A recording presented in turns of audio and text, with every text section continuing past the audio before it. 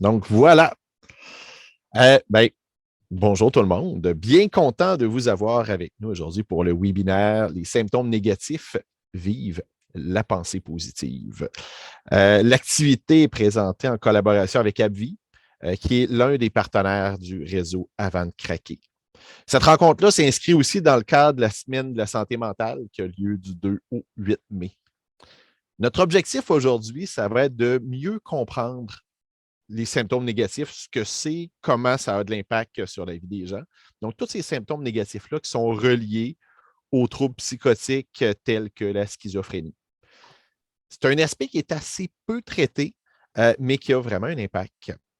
À la fin de la rencontre, notre objectif, c'est qu'en tant que proche ou en tant que gens qui travaillent avec les proches, qui vivent avec des gens là, qui ont des symptômes tels que ça, vous ayez une meilleure compréhension, une meilleure connaissance de ce sujet-là, puis que vous soyez mieux outillés. Je m'appelle Pierre-Luc Lafrance. Je vais être votre hôte pour le webinaire d'aujourd'hui. Et j'ai la chance d'être accompagné par deux personnes qui s'y connaissent beaucoup plus que moi. Donc, le psychiatre Marc-André Roy et Marie-Ève Laroche de Père aidant SQS. Le docteur Marc-André Roy est psychiatre depuis 1991. 3 ans plus tard, il a commencé à être professeur de psychiatrie. Et depuis 1997, il travaille comme psychiatre, chercheur clinicien auprès des jeunes adultes qui présentent un premier symptôme psychotique à la clinique Notre-Dame des Victoires. La conférence d'aujourd'hui rejoint deux sujets qui l'intéressent depuis longtemps, puisque c'est en 1988 qui a donné sa première conférence sur les symptômes négatifs. Donc, il est vraiment un des pionniers sur le sujet et qui a participé pour la première fois à des groupes de psychoéducation pour les proches de personnes présentant un trouble psychotique. Pour lui, ben, il adhère résolument à une approche clinique basée sur le rétablissement. Il est depuis toujours reconnu comme un promoteur de la collaboration des familles et des équipes de soins dans le cadre du suivi des personnes composant avec un trouble psychotique. Du côté de Marie-Ève, elle a été formée à la Père aidance en 2020 et elle est père aidante à la Société québécoise de la schizophrénie à Montréal. Elle est impliquée au sein du conseil d'administration d'un organisme en Outaouais qui a pour mission l'insertion et le maintien au travail des personnes présentant un trouble persistant de santé mentale. Il s'agit de l'Envol SRT. Elle est également patiente partenaire au bureau des patients partenaires de l'Université de Montréal. Enfin, elle est inscrite au certificat en santé mentale de l'Université du Québec à Rimouski afin de nourrir sa curiosité et de parfaire ses connaissances en santé mentale. Dans les prochaines minutes, le docteur Roy va nous parler de ce que sont les symptômes négatifs et leurs différents effets. Ensuite, je vais m'entretenir avec Marie-Ève qui va nous parler de son vécu. Et après ça, on va revenir les trois ensemble pour parler à la fois de traitement et du rôle des proches. On va aussi avoir un 10 minutes à la fin qui est réservé aux questions du public. Si jamais vous avez des questions, vous allez voir dans le bas, il y a un outil qui s'appelle questions-réponses Q&A, donc question and answer. Écrivez vos questions à cet endroit-là et si ça n'a pas été répondu en cours de route, je vais le prendre à la fin, là, histoire d'être plus efficace. Pour tout de suite, je passe la parole à Marc-André Roy qui va pouvoir nous faire sa présentation. Alors, merci pour l'introduction. C'est moi qui ai proposé la bio. Je ne comprends pas pourquoi j'insiste autant sur mes années d'expérience, franchement. Mais je sais que ça, quand vous me regardez, ça paraît pas, ça paraît difficile à croire. Donc, le titre, attendez, je vais m'assurer que on est. Okay, donc, c'est correct, les diapositives? C'est parfait. D'accord. Alors, en fait, c'est une conférence que j'ai élaborée en collaboration avec deux collègues pharmaciennes, Marie-France Demers et Estelle Malenfant. Et donc, le titre va vraiment avec l'idée qu'il y a quelque chose à faire avec les symptômes négatifs, que ce n'est pas nécessairement la fin du monde, contrairement à ce qu'on va penser souvent. Vous avez ici mes divulgations. Donc, si on parle des symptômes négatifs, on ne peut pas faire autrement que parler des symptômes positifs. Alors, c'est quoi les symptômes positifs? Ça n'a rien, aucune connotation que du fait que ça soit positif. C'est vraiment, donc, l'idée, c'est qu'on les appelle positifs parce que ça représente un ajout à une activité psychique ou perceptuelle normale. Ça inclut d'abord et avant tout les délires donc qui sont des idées fausses et réductibles par la logique, et les hallucinations qui sont des perceptions sans objet. La plupart du temps, les gens entendent des voix. Ça répond relativement bien aux médicaments. C'est les symptômes qui sont les plus bruyants, si on veut. C'est ceux qui dérangent le plus, qui sont le plus spectaculaires, qui causent, dans le fond, souvent les hospitalisations. Malheureusement, c'est vraiment trop souvent la cible exclusive des équipes de soins. Les équipes de soins vont trop facilement se contenter d'amener la personne à la stabilité et à contrôler ses symptômes psychotiques, et au détriment parfois de son rétablissement. Pour ce qui est des symptômes négatifs, eux, ils désignent une diminution de certains aspects qu'on retrouve normalement. Par exemple, certains des symptômes touchent l'expression des émotions, on va les détailler un petit peu plus, et d'autres touchent plus la motivation. On va voir qu'ils ne sont pas nécessairement impossibles à traiter. Dans beaucoup de cas, on peut arriver à des résultats quand même intéressants. Cependant, c'est tout de même plus difficile à traiter que les symptômes positifs, et on n'a pas vraiment de médicaments anti-symptômes négatifs, alors qu'on a des médicaments, dans le fond, anti-symptômes positifs. La raison pour laquelle on s'y intéresse dans une perspective de rétablissement, parce qu'il constitue un obstacle vraiment important au rétablissement, et c'est souvent le principal frein chez nos patients pour qu'ils puissent retourner à l'emploi. Donc, comme je disais tantôt, certains des symptômes négatifs touchent la sphère de l'expression.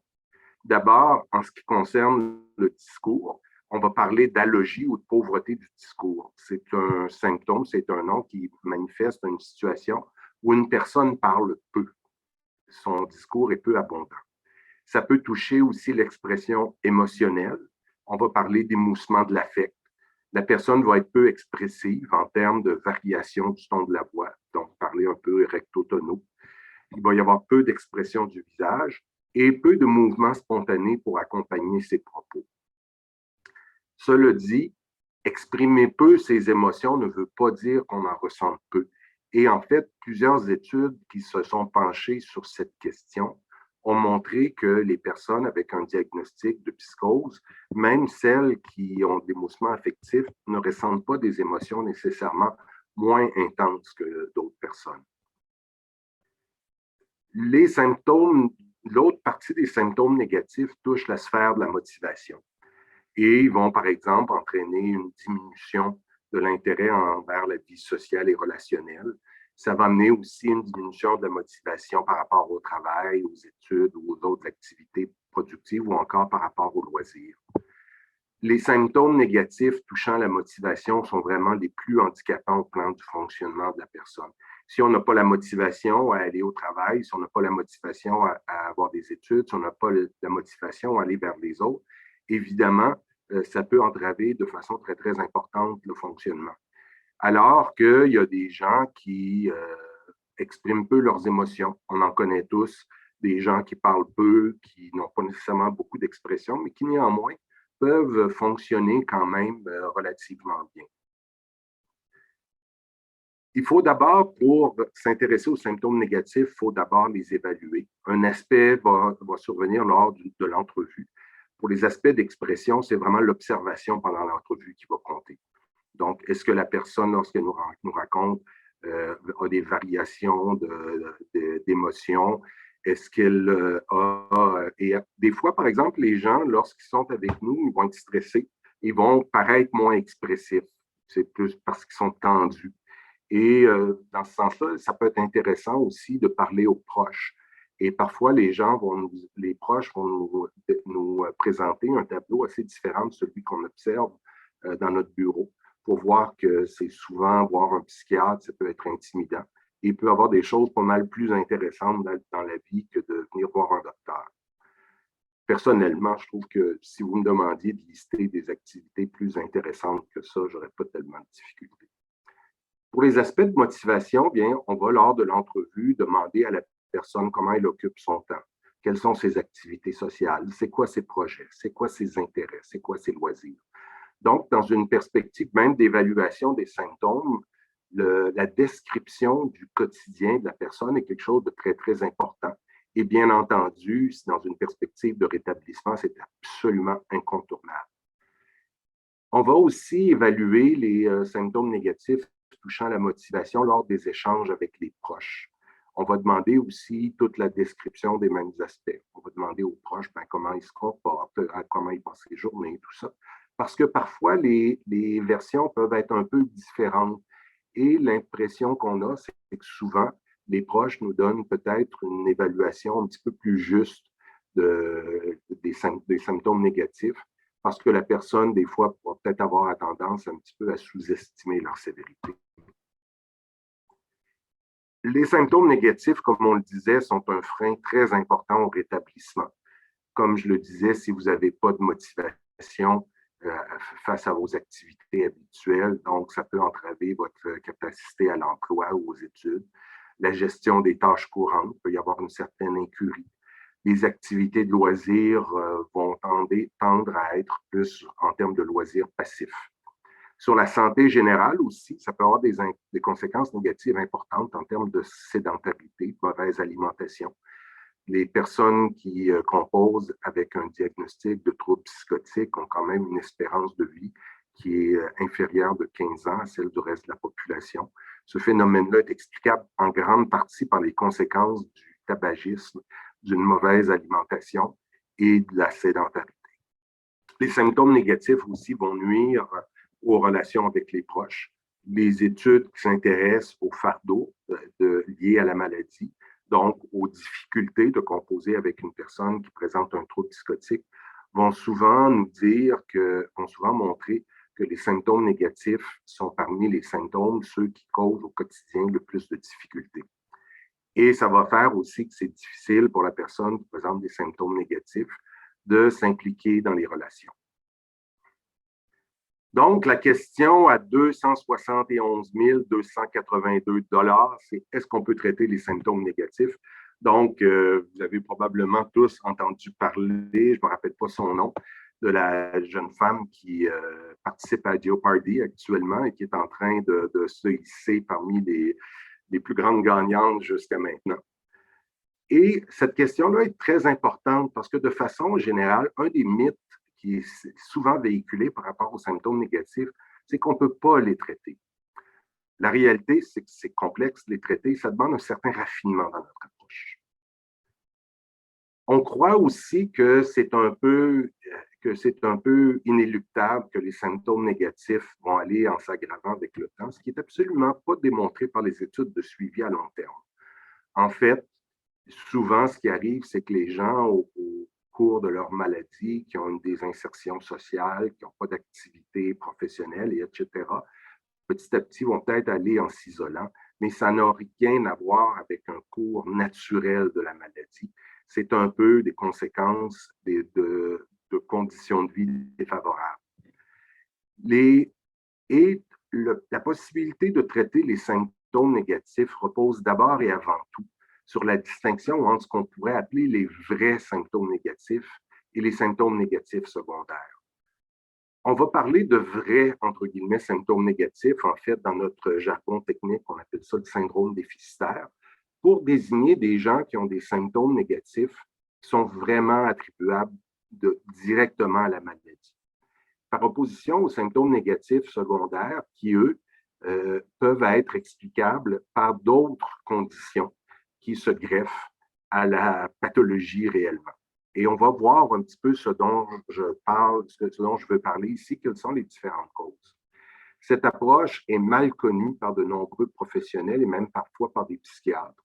Donc, c'est une des raisons pour lesquelles, lorsqu'on me demande de donner une conférence sur les symptômes négatifs, je dis toujours oui, je réponds présent, même quand je n'ai pas vraiment le temps, parce que je trouve que c'est vraiment une distinction qui est très, très importante et c'est un sujet qui peut faire toute la différence.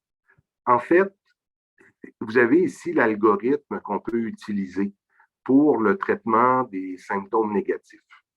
Et on doit y aller donc étape par étape. Et je vais décortiquer un peu plus ces étapes dans les diapositives suivantes. C'est un tableau, une figure qui est une adaptation d'un article publié originellement en 1985. Et donc, on a adapté plus récemment dans le cadre d'un article dans Santé mentale au Québec, dont vous avez la référence ici. Non, en fait, la référence n'est pas à cet article-là. Il y a un numéro spécial de Santé mentale au Québec consacré à l'intervention précoce et qui est disponible au grand public, où il y a notamment l'explication de cette démarche-là. Donc, si on la décortique un peu plus, on va aller un peu avec des exemples ici pour illustrer ce que je veux dire. Les symptômes positifs, d'abord, peuvent causer des symptômes négatifs. Par exemple, si une personne qui est convaincue que lorsqu'elle sort, des Hells Angels la menacent, ils vont la tuer, et qui pense qu'il faut qu'elle reste chez elle pour ne pas se faire tuer, bien, ça peut paraître un symptôme négatif, elle n'a plus d'intérêt envers l'emploi, et ainsi de suite. Ça peut être aussi des hallucinations auditives qui causent des symptômes négatifs. Par exemple, si vous entendez du matin au soir, vous êtes en dialogue avec la CIA qui donne des instructions et que vous devez accomplir par la pensée des missions très importantes qui vont sauver la sécurité du monde, c'est sûr qu'il vous reste peut-être plus tellement de jus pour vous intéresser au boulot. Ce qui est important dans ce contexte-là, c'est vraiment de bien explorer les symptômes positifs, aller bien les décortiquer, bien identifier leurs conséquences chez la personne. Donc, ce n'est pas juste de comprendre, de mettre une étiquette sur le symptôme, c'est de dire oui, mais qu'est-ce que ça change dans sa vie? Et dans ce contexte-là, ce qui est intéressant, c'est que si on cible mieux les symptômes de la psychose, avec un changement d'antipsychotique, une augmentation de dose, par exemple, bien, dans ces contextes-là, on peut vraiment améliorer énormément les symptômes négatifs. Et donc, cette diapositive-là est là tout simplement pour dire que des fois, les phénomènes ne sont pas ce qu'ils sont vraiment. Et ici, vous avez un loup déguisé en mouton. J'adore cette photo-là. Et donc, c'est important de bien s'assurer que lorsqu'on constate des symptômes négatifs dans un contexte comme ça, il faut vraiment se poser la question, sont-ce des vrais symptômes négatifs? Les antipsychotiques aussi peuvent causer des symptômes négatifs secondaires et on attribue souvent à la maladie des effets indésirables du côté et moi, c'est vraiment comme ça que j'avais été formé initialement. Lorsque les personnes étaient peu motivées, avaient peu de vie sociale, tout ça, et qu'ils se plaignaient que les médicaments étaient derrière ça, on assumait que c'était simplement une façon de protéger leur estime d'eux-mêmes, puis de dire, ben, c'est pas à cause d'un problème que j'ai, c'est à cause des maudits médicaments. Donc, c'est vraiment important de bien dépister de façon très, très raffinée les effets indésirables de nos médicaments. Il faut voir d'abord la chronologie d'apparition des symptômes négatifs par rapport au début du traitement. Si on voit, par exemple, les gens nous disent, ben, écoute, depuis qu'il prend les médicaments, depuis qu'il a été hospitalisé, ben, il a changé, il n'y a plus de motivation, etc. Il faut voir aussi les variations lors des changements de dose. Parfois, on va faire un test, puis on se pose des questions, est-ce que c'est primaire, est-ce que c'est secondaire au médicament, on va diminuer la dose. Et si ça s'améliore, ça va confirmer que c'est lié au traitement. Nos patients aussi, souvent, vont oublier leurs médicaments ou décider de ne pas les prendre.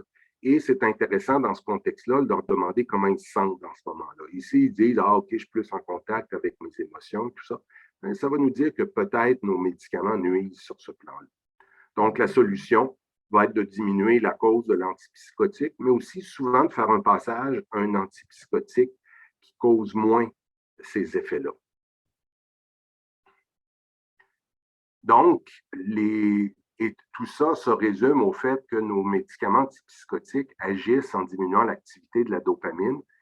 Mais la dopamine, ce n'est pas juste lié aux symptômes positifs, c'est lié à toutes sortes à d'autres dimensions comme les émotions, la motricité et la cognition. La motricité, donc, on parle des symptômes qu'on appelle parkinsoniens ou extrapyramidaux, qui vont causer notamment donc une diminution de l'expression affective, un ralentissement des mouvements et ainsi de suite, ce qui peut vraiment ressembler à des vrais symptômes négatifs. Et donc, ils peuvent aussi, nos médicaments, agir sur la motivation et sur l'intensité des émotions. Et il faut voir que, donc,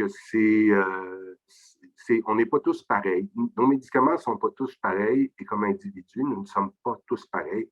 Donc, la sensibilité à ces effets va varier beaucoup selon la personne, le médicament utilisé et sa dose. Il y a des gens qui sont capables de supporter sans effet indésirable marqué des bonnes doses d'un médicament, alors que d'autres, même à très faible dose, vont avoir une réaction très négative. La dépression aussi peut entraîner des symptômes négatifs secondaires. D'abord, il faut voir que la dépression est beaucoup plus fréquente chez des personnes composant avec un trouble psychotique que dans le reste de la population. On parle qu'environ 35-40% de la clientèle présentant un trouble psychotique va vivre à un moment ou l'autre de sa vie un épisode dépressif.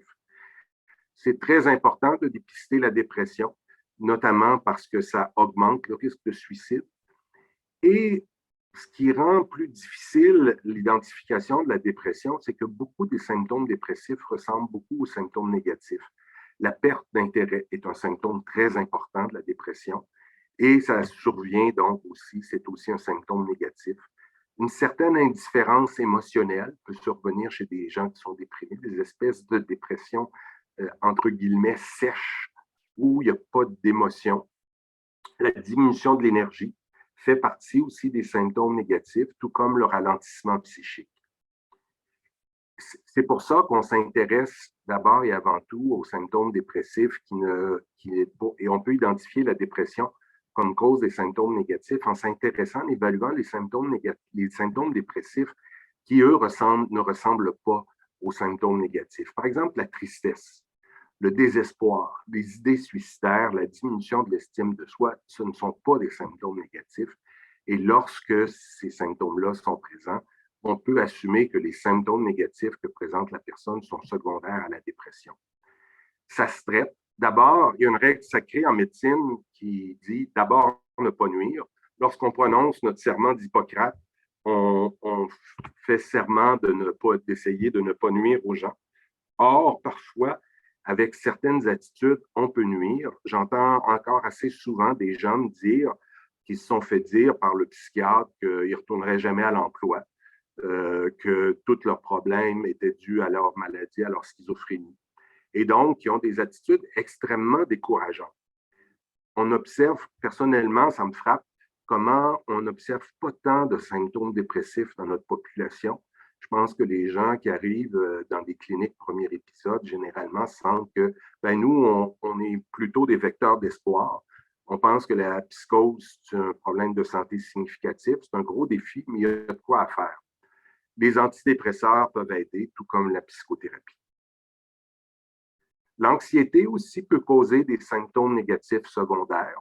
Donc, les troubles anxieux, petit rappel, ça inclut le trouble d'anxiété sociale, donc un malaise en présence des autres, qui est lié à la crainte de comment les gens vont nous juger. Le trouble d'anxiété généralisée, qui est lié donc à de multiples inquiétudes par rapport à toutes sortes de choses de la vie. Le trouble de panique anxieuse, donc, qui se manifeste par des crises d'anxiété aiguë, qui est souvent accompagnée d'agoraphobie, qui va amener la personne à être mal à l'aise en présence des autres. Le trouble de stress post-traumatique, qui, lui, est mieux connu. C'est un sujet sur lequel j'ai mené quelques études qui montrent notamment que jusqu'à 50% des personnes avec un trouble psychotique présenteraient l'un ou l'autre de ces troubles anxieux. Et c'est très, très, très sous-détecté, malheureusement. Et les conséquences d'un trouble anxieux peuvent ressembler vraiment à des symptômes négatifs.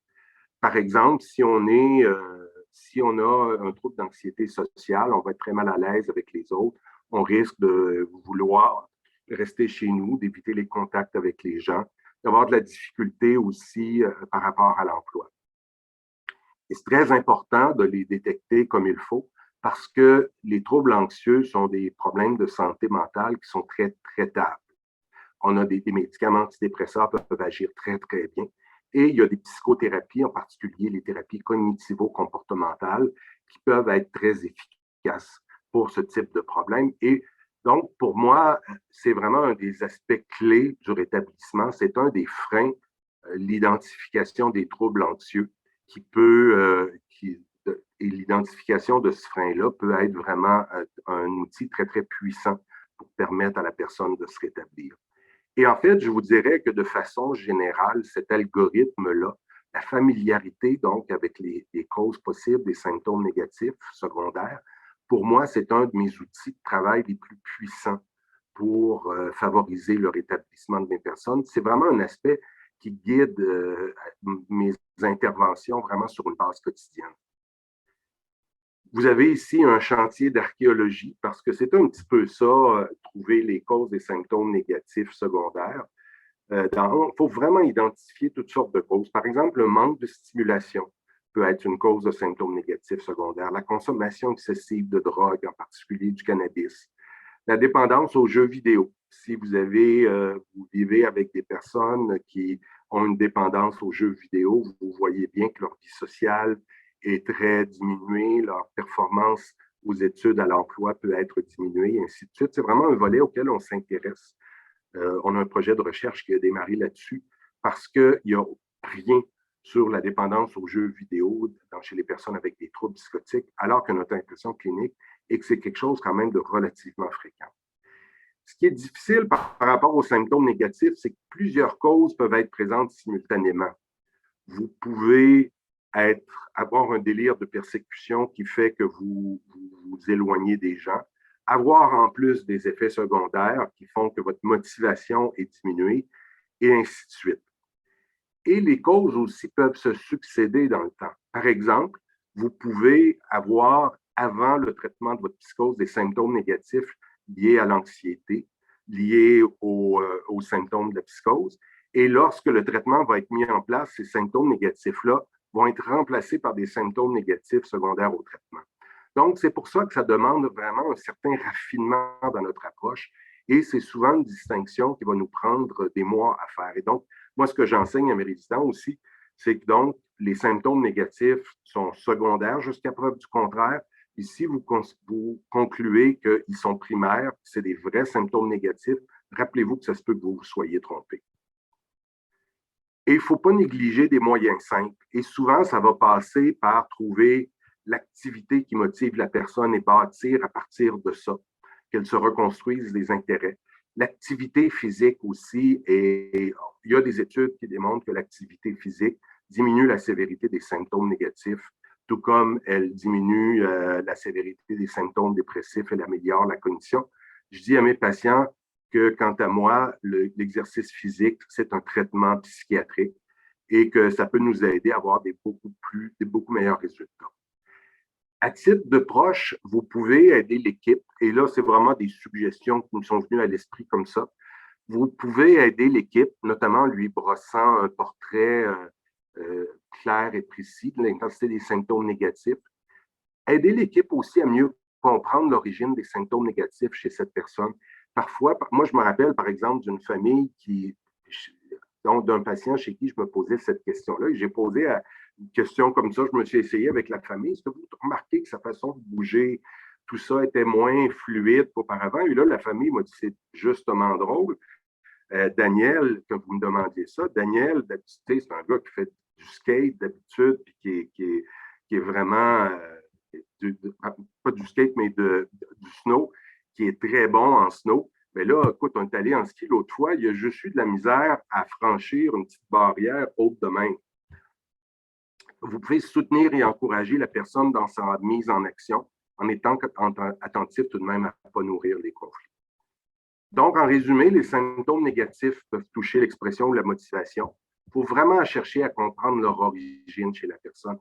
Et pour moi, c'est un peu ça quand je parle du travail d'archéologue, c'est qu'à partir du moment qu'on a identifié un symptôme positif ou un symptôme négatif, c'est juste le début de notre évaluation. Il faut comprendre l'origine de cette manifestation-là. Il faut prendre du temps, appliquer les diverses interventions. Je vous parlais d'une démarche qui peut prendre quelques mois. Et il faut combattre les mythes aussi qui persistent à l'égard des symptômes négatifs. Donc, c'est ce que j'avais à vous dire. Et moi, je me sens un petit peu là, à ce moment-ci, comme si j'avais été l'artiste local peu connu qui fait la première partie, qui réchauffe la salle pour un band célèbre comme les Rolling Stones. Et donc, c'est Marie-Ève je laisse la parole à Marie-Ève. Donc, on a notre Mick Jagger à nous. Donc, Marie-Ève, pour commencer, avant d'aller plus loin avec la question, est-ce que tu te reconnaissais dans la présentation qui a été faite des symptômes négatifs? Oui, beaucoup, beaucoup, beaucoup. Puis j'apprends en même temps que tout le monde qui est ici aujourd'hui, là, parce que c'est ça. Il y a des choses que je ne savais pas, que les symptômes secondaires, les vrais symptômes négatifs, tout ça. Ça peut être induit par la dépression, l'anxiété. Donc, moi, j'ai vécu beaucoup d'anxiété, fragile à la dépression aussi. Fait que je me reconnais, mais je vais plus vous parler des symptômes que j'ai vécus, là, dans le fond. Bien, justement, comment se sont manifestés les symptômes chez toi? OK. Ben, en fait, moi, là, j'ai 28 ans aujourd'hui, puis c'est un parcours d'environ 7 ans là, que je vais vous parler. Ça a commencé à 21 ans, en fait, quand j'ai eu mon premier contact avec le monde de la psychiatrie. Auparavant, c'est ça, je ne connaissais pas ça, j'avais mes préjugés, je connaissais pas ce monde-là du tout. Puis, en fait, moi, ça s'est manifesté au début par de l'anxiété puis de la dépression, justement. Puis, j'ai été hospitalisée pour un trouble de comportement alimentaire. J'ai eu une médication à ce moment-là qui m'a engendré des symptômes négatifs, là, comme justement un désintérêt, un vide intérieur, beaucoup de symptômes dépressifs, une déconnexion avec moi-même, tout ça, des idéations suicidaires, puis tout ça. Je vous parle de ça parce que c'est comme le début, dans le fond, de tout ce parcours-là que j'ai eu avec la maladie mentale. Mais je vais vous amener, dans le fond, en 2019, peut-être 5 ans après ce moment-là, où j'ai eu ma dernière hospitalisation, en fait, puis les quelques mois qui ont précédé. Donc, j'étais depuis 5 ans pas mal instable là, avec des hospitalisations que j'ai vécues régulièrement. Puis, j'arrivais pas à retrouver du travail, j'arrivais pas à le garder, dans le fond, puis à retourner aux études. Parce qu'au début, là, avant mes 21 ans, j'étais aux études en enseignement à l'Université du Québec en Outaouais. Puis, bref, ça a été difficile pour moi de tout arrêter ça, puis de reprendre. Ça a été long et difficile. Mais les symptômes négatifs qui ont été les plus présents, c'était surtout comme la déconnexion de mon essence, un peu, je dirais, un peu. Puis là, j'ai été investiguée auprès de mes proches parce que c'est des choses qui sont difficiles à se rappeler un peu. C'est flou un peu dans ma mémoire, mais de ce que j'ai su, c'est que j'avais un regard qui était absent, qui était pas, qui était différent, dans le fond, qu'on ne me reconnaissait pas dans mes actions, des rires, pas au bon moment, qui était comme que j'étais seule à rire de quelque chose, puis c'était pas nécessairement un moment pour le faire. Aussi, je me rappelle avoir la difficulté à communiquer. Puis à ce moment-là, je n'avais pas de traitement. Là, je refusais. Je minimisais les choses que je vivais. Puis c'est ça, je me suis reconnue quand le Dr. Roy a dit ça. Vraiment, je ne voyais pas l'ampleur de mes symptômes négatifs. Puis toujours par rapport à ça, j'avais de la difficulté à faire des amis parce que j'étais beaucoup dans mon monde. Évidemment, il y avait des symptômes positifs là-dedans aussi. Donc, je me promenais dans les rues, puis là, je pensais que la police me cherchait ou il ne fallait pas que la police me voie, des choses comme ça. Ça, c'est plus symptômes positifs, mais ça m'empêchait d'un peu de sortir. Ça créait de l'anxiété encore chez moi, tout ça. Donc, je pense que c'est pas mal, en gros, modo, ces symptômes-là que je pourrais ressortir. Là. Puis, de ce que je comprends, ça a quand même pas été dès le premier épisode qu'il y a eu une consultation, ça a été quand même un peu plus tard. Là. Oui, parce que j'ai attendu, puis j'ai été consultée souvent pour voir un psychiatre, puis il me prescrivait des antipsychotiques, mais je n'avais pas nécessairement de réponse. Je savais qu'il y avait quelque chose qui n'allait pas, mais je n'étais pas prête, on dirait, à accepter que j'avais une maladie psychotique. Puis, dans le fond, c'est ça, quand il me prescrivait de la médication, je n'en prenais pas. Fait que j'ai attendu longtemps, puis je pense que ça s'est comme empiré là, avec le temps. Et ça a été quoi les impacts sur ta vie? Ben, ça a été beaucoup de découragement, une perte d'estime de moi. Ça a été, ça a eu une influence sur mes proches, sur mes relations. Que ça s'est comme éloigné. J'ai senti que j'ai une perte, un trou dans ma vie. Un moment où est-ce que j'étais comme plus là, que j'ai perdu du temps, où est-ce que j'aurais pu aller aux études. Aujourd'hui, c'est ça, c'est de me comparer. Tu sais, je suis retournée au cégep pour faire un cours. Je suis à l'université aussi, mais la plupart des gens de mon âge, mais pas la plupart, tu sais, c'est sûr qu'on vit dans un monde où on peut retourner aux études à 50 ans, c'est correct, mais je veux dire, de me comparer avec les gens qui ont un parcours un peu parfait ou pas atypique, ça, je pense que c'est quelque chose de gros pour moi encore, là. Tu as glissé un mot tout à l'heure sur ton entourage que tu es allé voir justement pour qu'ils puissent te remémorer certaines choses. Oui. Mais c'était quoi les réactions à l'époque des gens de ton entourage? Je pense qu'au début, la première chose qui a été leur réaction, ça a été de vouloir m'aider, de vouloir m'offrir du soutien, c'est d'être présent. J'ai senti comme un rapprochement avec ma famille, tu sais, sur le coup. Mes parents qui se parlaient comme pas beaucoup depuis plusieurs années de séparation, qui ont repris contact ensemble, puis qui soutenaient les uns les autres, l'un l'autre. Puis, dans le fond, je pense que j'ai senti petit à petit, parce que ça a duré quand même 5-6 ans, qu'il y avait comme du découragement. J'ai vu des étapes de leur processus. Si on dit que les personnes en rétablissement vivent des étapes, mais je pense que les proches aussi vivent des étapes de l'acceptation, du deuil, tout ça. Puis au début, mes parents me disaient, ça ne sera pas long, tu vas revenir, tu vas retrouver tes fonctions, tout ça. Puis il y avait des attentes pour moi qui récupèrent rapidement. Mais finalement, ça en a été autrement. Puis je les ai, je les ai investigués, puis j'ai su justement qu'il y avait eu de la frustration aussi à travers ce processus-là, de l'incompréhension. Puis, mais moi, de ce que je voyais, c'est qu'ils étaient présents, mais je sentais vers la fin là, qu'ils faisaient comme un détachement, un deuil un peu de leur fille qui performait, puis qui était comme à sa performance optimale, dans le fond. Puis que peut-être que ça resterait comme ça. Fait que je sentais un peu de découragement, d'abattement, tout ça. Mais vraiment beaucoup de soutien quand même, là. Dans ta famille, est-ce que tu as aussi des frères, des sœurs? Oui, j'ai un frère et une sœur, puis des demi-frères et demi-sœurs aussi. OK. Parce que, tu sais, souvent, on va avoir tendance à parler des parents, mais tu sais, il y a aussi toute la fratrie, tous les gens autour. Est-ce que tu as senti que ça a pu avoir un impact sur eux? Vraiment. Je pense que ça a été difficile pour eux. J'ai senti leur présence, leur besoin de m'aider, tout ça. Mais je sais que ça leur a fait de la peine de me voir comme ça. Je sais que c'est des souvenirs qui restent encore douloureux pour eux quand on en reparle, tu sais. Surtout, particulièrement à la période où j'ai fait des tentatives suicidaires. Je pense que c'est ça qui a été le plus difficile. Puis de voir que je pouvais pas, comme, tu sais, que je retourne à l'hôpital, que ça aboutissait pas, justement. Ben, je pense que ça a été comme un peu un deuil pour eux, justement, là, de vivre ça, mais je sais que ça a été difficile. Puis j'imagine pour toi, il y avait quelque chose qui était exigeant, autant mentalement, physiquement, à travers ça.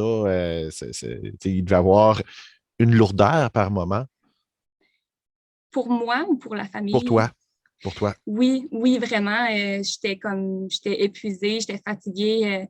J'arrivais pas à rien accomplir. C'était comme, puis tu sais, je portais aussi, autant que ma famille portait un peu le fardeau de devoir s'occuper de moi, autant que moi, je portais le fardeau de la douleur qu'il y avait de me voir comme ça, tu sais. Je sais pas si ça se dit, là, mais c'est vraiment comme ça que je le sens. C'est la culpabilité que je vivais, tu sais. Je le sais que je ne vais pas bien, mais je ne suis pas capable. Genre, je ne suis pas capable d'aller mieux. C'est quelque chose qui ne va pas bien avec moi, mais en même temps, quand on me disait, tu sais, Marie, tu as besoin d'aide médicale, tu sais, on est là pour t'aider, mais je pense que tu as besoin de quelque chose de médical, ben c'était comme, je voulais pas. Puis je pense que, en tout cas, c'est un autre sujet, mais le monde de la psychiatrie, c'est difficile d'aller demander de l'aide dans ça parce que ça comporte beaucoup de peur, tu sais, de honte, de stigmatisation, d'aller demander de l'aide en psychiatrie, là. Je comprends. Puis, comment tu as fait pour surmonter justement ces symptômes-là, symptômes négatifs particulièrement? Oui, ben d'accepter de faire un petit pas pour aller chercher de l'aide. Donc, j'ai appelé le CLSC. de ma région. Puis, j'ai parlé avec une travailleuse sociale qui m'a dit de me rendre à l'urgence quand je ne me rappelle plus ce que je lui ai dit, mais ça a pris 5 minutes, puis elle m'a dit de me rendre à l'hôpital. Fait que probablement qu'elle a vu que ça n'allait pas du tout. Puis, j'ai été hospitalisée, puis finalement, j'ai accepté un traitement, donc un traitement médicamenteux, mais j'ai reçu aussi de l'aide d'une psychiatre qui est excellente, puis d'une clinique PEP, le premier épisode psychotique, avec une psychoéducatrice. Donc, tout cet ensemble-là m'a aidé du côté médical, côté symptômes, tout ça. Mais de mon côté aussi, j'ai commencé à pratiquer l'activité physique, à faire de la course avec mon père particulièrement, qui m'encourageait à en faire avec lui. Fait qu'on avait une sortie 3 fois par semaine, aller faire 5 km. Puis, tu sais, c'est ça, je me disais, il n'y a rien qui fonctionne avec ma tête en ce moment, mais mon corps, lui, j'essaie de me consoler comme ça, je n'ai pas de maladie physique, donc je vais essayer de le faire bouger. Donc, ça a été vraiment un tournant.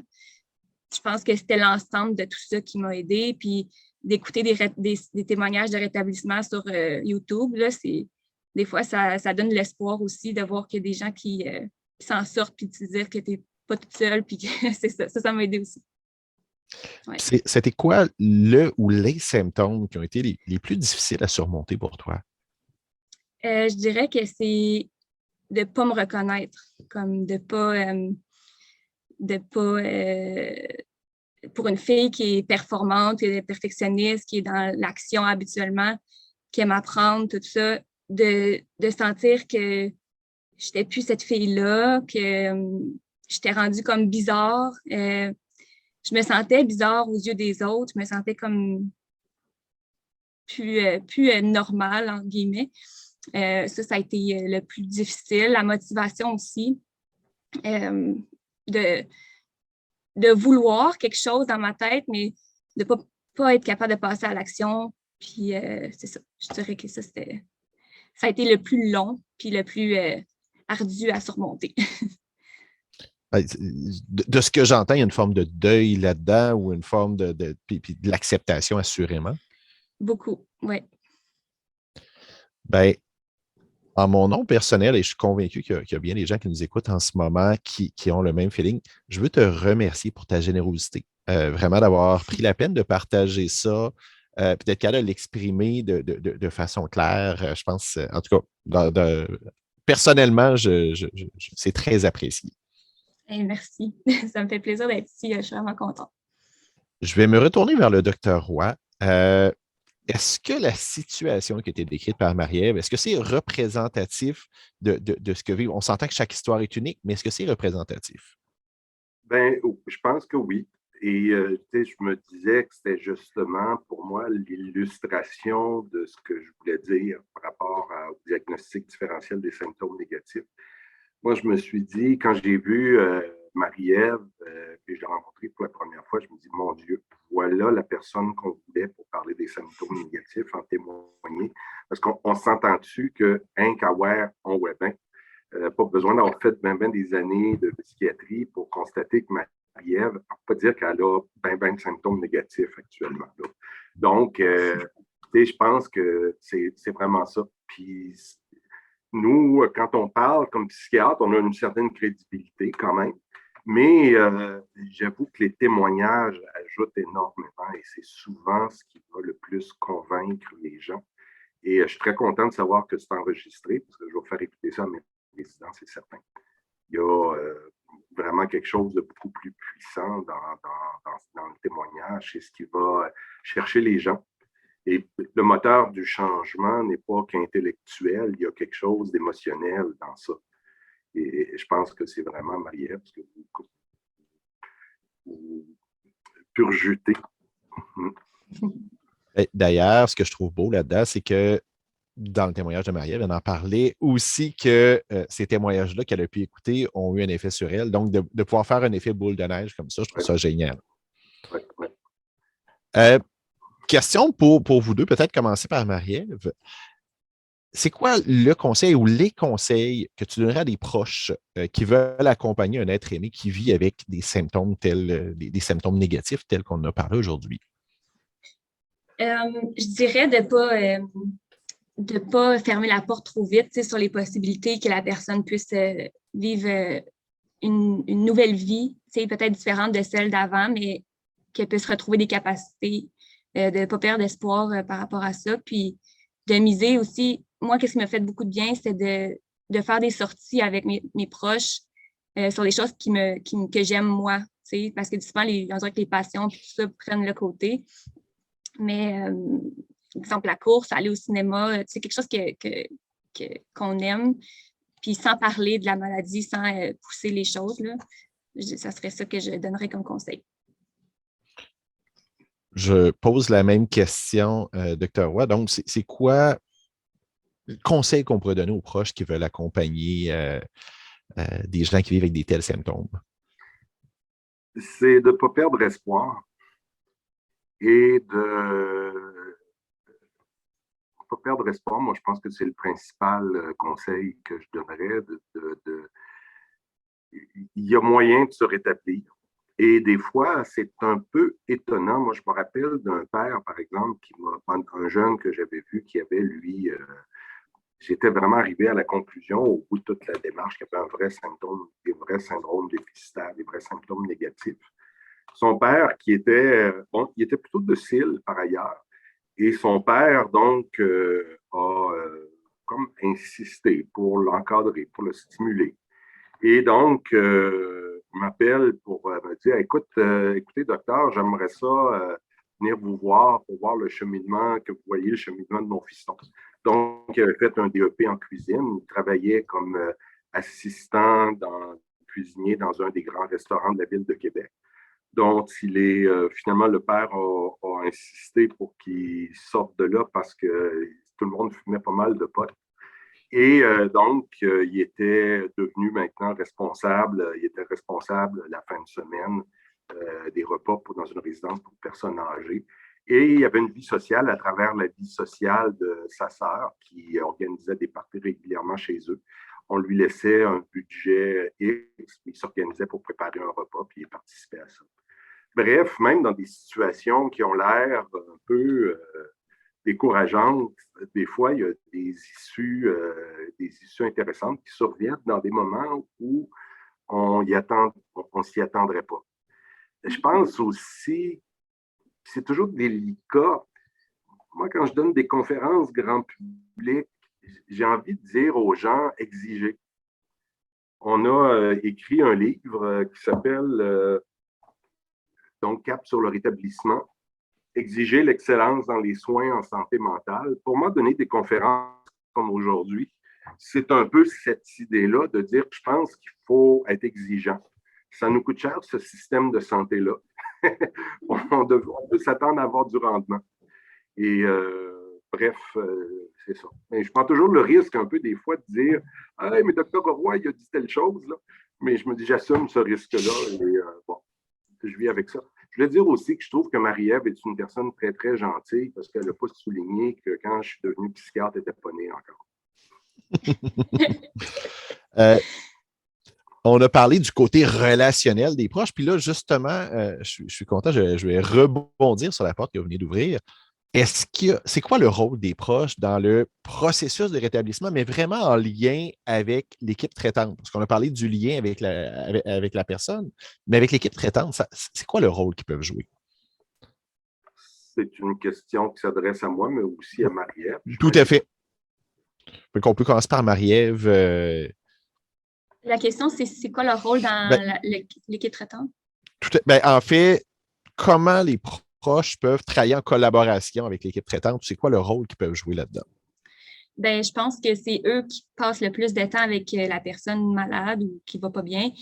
Donc, ils ont des paires de yeux. Tu sais, comme je disais tantôt, des fois, quand tu es dedans, c'est difficile de dire à ton psychiatre quelque chose que tu vis quand que tu perçois que c'est comme pas si grave que ça ou que on a comme la perception altérée un peu des fois. Donc, d'avoir un regard extérieur, je pense que la famille est là pour dire comme moi, voici ce que je vois de Marie-Ève, puis le père qui dit moi, c'est comme ça que je le vis, puis voici ce que je vois. Je pense qu'ils ont une responsabilité, un rôle important d'accompagnateur de la personne, Mais c'est ça, des yeux de plus, je dirais, pour aider à trouver comme les sources puis trouver les bons traitements aussi. Moi, j'ai eu des rencontres avec ma psychiatre puis mes parents, puis j'aimais ça parce que je sentais que je manquerais rien, tu sais, que tout était là, puis puis pour eux, ça les rassure aussi, mais on n'a pas toujours vécu des bonnes expériences comme ça. Ça a été, les parents, des fois, étaient désespérés parce qu'ils ne sentaient pas qu'ils pouvaient jouer leur rôle, justement. On ne leur permettait pas de jouer ce rôle-là. On ne venait pas les solliciter. C'était comme mis à l'écart dans ce traitement-là. Fait que je pense que ça, c'est pas tout à fait... en tout cas, on a tout vu, là, un petit peu. Mais leur rôle d'accompagnateur. Puis dans le rétablissement, bien sûr, il y a plein de choses, plein de personnes qui peuvent venir jouer un rôle dans le rétablissement d'une personne. Puis de peut-être prendre conscience des préjugés qu'on porte comme parents, puis de travailler là-dessus, ça peut être aussi un avenir important. Je retourne la question vers le Dr. Roy. Donc, le rôle que peuvent jouer les proches en collaboration avec l'ICU. Je suis d'accord avec tout ce que Marie-Ève a dit. Je pense qu'elle a dit vraiment le noyau. J'ajouterais à ça que les études montrent que l'intervention familiale est une des approches les plus efficaces dans le traitement des personnes qui composent avec un trouble psychotique. En fait, on considère dans les lignes directrices que c'est à peu près la deuxième ligne pour la prévention de la rechute psychotique après l'utilisation des antipsychotiques. Tous les guides de pratique internationalement disent que l'intervention familiale est importante. Donc, je pense encore une fois que les familles sont en droit de l'exiger. Ça fait partie des services de base qu'il devrait y avoir. J'ajouterais aussi, pour simplement à titre d'information aussi, que la loi sur la santé et les services sociaux stipule bien qu'une personne peut être accompagnée de la personne de son choix. Et c'est vraiment, c'est un droit. Ce n'est pas un privilège que vous demandez aux équipes, c'est un droit que vous pouvez affirmer. Évidemment, dans le contexte où la personne l'accepte. Il y a vraiment des enjeux de confidentialité qui sont toujours un peu délicats, mais c'est vraiment un aspect avec lequel on est capable de composer dans la plupart des cas. Et je ne partirai pas, il ne faudrait pas me partir là-dessus parce que, on pourrait être ici encore un bon bout de temps. Mais c'est vraiment un enjeu et en fait, on avait réalisé des capsules sur cette question-là en collaboration avec le Centre national d'excellence en santé mentale, si jamais ça vous intéresse de partager un peu, d'entendre un peu ce qu'on a à dire là-dessus. Avant de passer aux questions du public, j'aurais une dernière question qui s'adresse au Dr. Roy. Pourquoi il y a certaines personnes qui vont avoir davantage de symptômes négatifs que positifs ou que d'autres sortes de déficits? Écoutez, je pense que la maladie psychotique, c'est quelque chose d'extrêmement hétérogène. Il y a énormément de présentations. Écoutez, c'est un petit peu de la même façon qu'on n'a pas tous le tempérament. On ne parle pas beaucoup de ça dans la littérature, mais mon impression, c'est que les symptômes négatifs, c'est quand même relié à l'introversion. Il y a des gens, on connaît des gens plus introvertis, on n'est pas tous faits pareil, on n'a pas toute la dopamine setée de la même manière. Et je pense que dans ce contexte-là, il y a des gens, chez certaines personnes, c'est vraiment un processus de ce qu'on appelle la schizophrénie déficitaire. Il y a vraiment quelque chose qui va dans comment le cerveau fonctionne. Mais je pense que les gens aussi qui ont des tempéraments plutôt réservés sont probablement plus sensibles aux médicaments, par exemple, plus portés à s'isoler s'ils sont un petit peu anxieux socialement. Souvent, les gens qui ont de l'anxiété sociale, c'est plus facile de s'en tirer si on est un extroverti très intéressé aux autres, parce que ça va nous donner une motivation importante à affronter cette anxiété-là. Génial. Merci beaucoup. Je vais me tourner vers les questions du public et je vais commencer par une qui est revenue énormément des gens qui demandaient est-ce qu'il y aurait accès à l'information qui a été partagée aujourd'hui au PowerPoint et tout ça. Je vais vous mettre un lien dans le chat qui est une section du site Internet du portail Avant de craquer où il y a différentes informations liées à ce qu'on a dit aujourd'hui et le PowerPoint va être partagé plus tard dans la journée. Pour ceux pour une raison ou une autre, c'est plus compliqué de copier le lien. Vous avez juste à aller sur le site Internet Avant de craquer et vous allez voir dans le bas de la page, juste à côté de la photo de notre porte-parole Jean-Philippe Dion, il y a un onglet qui s'appelle Activités de sensibilisation. Quand vous allez cliquer là, la première activité, c'est les symptômes négatifs. Vive la pensée positive. Vous cliquez là et vous avez accès à l'ensemble des informations. Ça va vous emmener au lien que je viens de partager. Sinon, il y a Hélène qui nous demandait, est-ce qu'il y a un avancement dans la recherche pour la venue d'un médicament efficace sur les symptômes négatifs? Bien, en fait, c'est intéressant que vous posiez la question dans le contexte où cette conférence-là est financée par la compagnie AbbVie. AbbVie, justement, s'apprête à commercialiser, vient d'obtenir pour commercialiser au Canada un médicament qui va s'appeler le Vraylar ou cariprazine, dont on a démontré dans des essais cliniques randomisés qu'il avait une certaine supériorité par rapport à la risperidone dans le traitement des symptômes négatifs. Je vous dirais que de façon générale, cependant, il n'y a pas de magic bullet.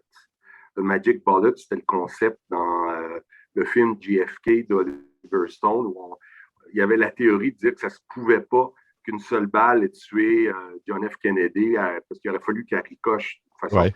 Et je vous dirais que pour moi, ce qui est quand même le choix du médicament est important pour s'assurer qu'on n'en cause pas chez une personne donnée, mais il y a énormément de variabilité interindividuelle. Donc, je dirais qu'on n'a pas encore quand même le médicament miraculeux, mais c'est certain que l'arrivée d'un médicament comme la cariprazine nous encourage. Et je vous dirais, ne serait-ce que de nous donner des occasions de parler des symptômes négatifs aussi, de leur importance.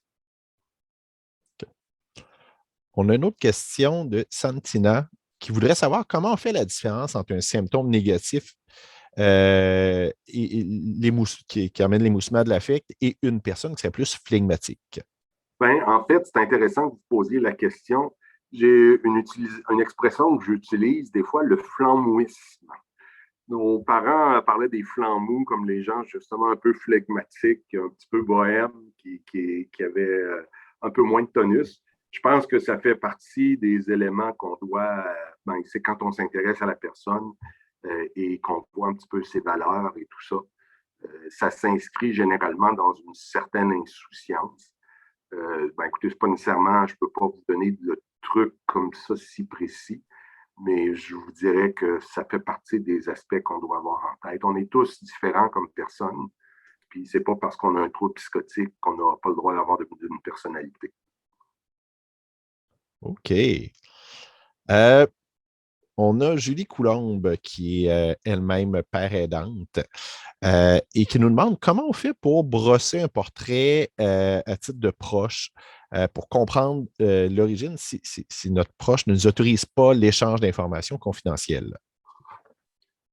D'abord, il y a les groupes multifamiliaux qui peuvent aider. Donc, les groupes de psychoéducation, ça fait partie des approches de base dans le traitement des troubles psychotiques. On peut avoir des outils qui vont nous aider à comprendre ce qui se passe à partir de ça. Il y a différentes sources, différents types de documents qui existent. Je vous dirais que, cette question-là de l'autorisation aux communications, il y a vraiment une responsabilité aux équipes de gérer ça. J'estime, moi, à la clinique où je travaille, qu'on a des autorisations de contacter la famille dans à peu près 90% des cas. Et le 10% qui reste, des fois, c'est pour des raisons souvent assez légitimes. Par exemple, lorsqu'il y a eu des conflits graves et des choses comme ça dans la famille. Mais je pense qu'il y a vraiment dans ce sens-là une responsabilité importante. Je pense il y a moyen aussi des fois de convaincre la personne et c'est vraiment par elle que ça va passer, c'est qu'il faut convaincre la personne de d'autoriser ces contacts-là. Puis, il y a moyen. Je pense d'ailleurs qu'il y a un aspect pour nous que je qualifierais de pitch de vente, de présenter à la personne les avantages de tout ça. Les avantages de et c'est vraiment toujours de l'axer dans une perspective de rétablissement, de lui démontrer comment on pense que cette implication-là peut l'aider dans son cheminement. Par exemple, si la famille est rassurée, ils vont être moins, entre guillemets, sur le dos du jeune pour vérifier qu'il a pris ses médicaments, tout ça. Les études montrent, moi je parle souvent des études qui montrent que les gens dont les familles sont impliquées dans le traitement ont des meilleures probabilités de se rétablir et ainsi de suite. Donc, il y a généralement il y a moyen d'articuler notre pitch de vente. Je pense que la famille aussi, par exemple, dans des situations où le jeune vit avec la famille, ben, c'est comme un peu normal quand un jeune vit dans la maison de ses parents, c'est un peu normal que les parents aient certaines exigences. Genre, ben écoute, nous, on t'accompagne là-dedans, mais on veut savoir comment bien t'accompagner. On ne veut pas te nuire, puis on veut avoir des conseils sur comment t'accompagner le mieux possible.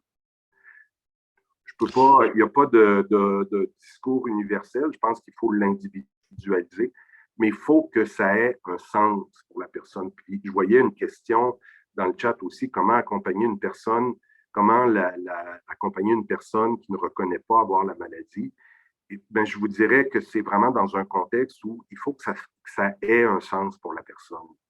Il faut trouver une manière de dire que le médicament va l'aider à accomplir son projet dans un contexte qui va avoir du sens pour la personne. Ce n'est pas toujours obligé de passer par la reconnaissance de la maladie.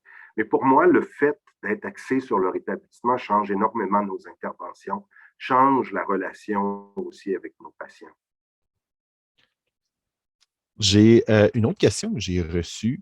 Est-ce que la pandémie qui amène de l'anxiété, est-ce que ça a un effet d'augmenter les symptômes négatifs, justement? Chez certaines personnes, oui. On l'a vraiment constaté. Je dirais que ça n'a pas été nécessairement une catastrophe. Pour certaines personnes, quand même, ça a brisé des élans vers leur établissement. Ça a eu quand même des conséquences. J'ai aussi vu des patients qui ont vraiment fait des rechutes psychotiques dans un contexte d'isolement social. Quand on est en contact avec les gens, ben, on a des occasions de corriger nos fausses perceptions et tout ça. Mais quand on est seul, qu'on a peu de contact avec les gens et qu'on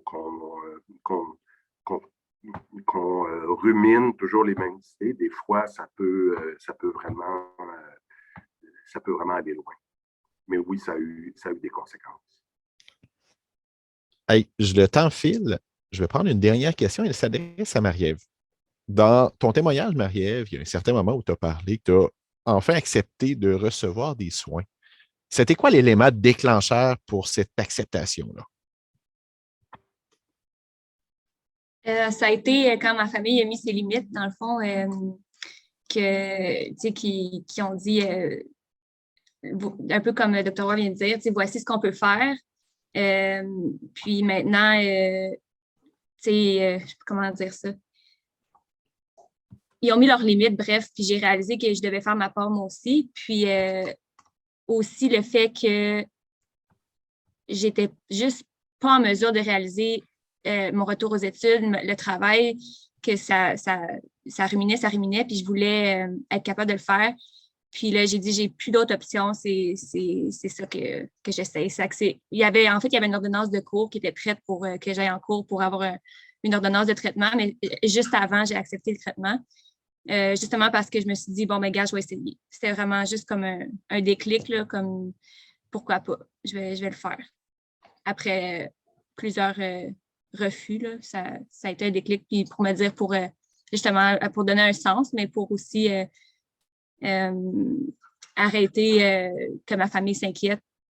Puis en fait, qu'est-ce qui est arrivé, c'est que mon père me dit, si ça continue, qu'il ne se passe rien, j'aurais pas le choix de te mettre à la porte. Là. Fait que ça m'a fait réaliser qu'il y a quelque chose que je devais faire, puis la médication s'est présentée à ce moment-là, puis je l'ai pris. Bien, merci beaucoup, Marie-Ève. Merci beaucoup, Dr. Roy. C'est tout le temps qu'on avait pour la période de questions. Je sais qu'on n'a pas pu répondre à toutes les questions. Je vois que ça soulève les passions. Je vous rappelle qu'il y a de l'information qui va être disponible sur le site du réseau Avant de craquer. Je tiens à vous rappeler aussi que la semaine de la santé mentale a lieu jusqu'au 8 mai. Il y a d'autres sujets qui vont être traités par d'autres intervenants. Puis, de notre côté, du côté du réseau Avant de craquer, on a complètement repensé le contenu du site Internet. Donc, si vous ne l'avez pas visité dernièrement, ça vaut la peine. On a vraiment remis l'information pour mettre les proches au cœur de ça. Donc, selon votre rôle, selon vos besoins, selon le type de relation que vous avez avec votre proche, vous allez pouvoir trouver toute l'information pour vous aider. Puis, je rappelle encore une fois, le PowerPoint et plusieurs informations partagées aujourd'hui, plusieurs informations complémentaires aussi, dont certaines qui risquent de répondre à vos questions, vont se trouver sur la section consacrée au webinaire sur les symptômes négatifs. Puis, pour terminer, je veux vraiment m'adresser aux proches. Si vous avez des questions, si vous voudriez en apprendre davantage, peu importe où vous êtes au Québec, vous pouvez toujours appeler à la ligne 1-855-CRAQUER. Vous allez être mis en contact avec des intervenants de votre région qui vont pouvoir répondre à vos questions et surtout qui vont pouvoir vous accompagner dans vos besoins. Parce que oui, comme proche, vous avez aussi des besoins, vous avez aussi des questions et ça vaut la peine d'aller chercher de l'aide et de vous assurer de mieux comprendre ce que vit votre proche pour pouvoir jouer votre rôle d'accompagnant. Donc, voilà, c'est ce qui met fin à notre rencontre d'aujourd'hui.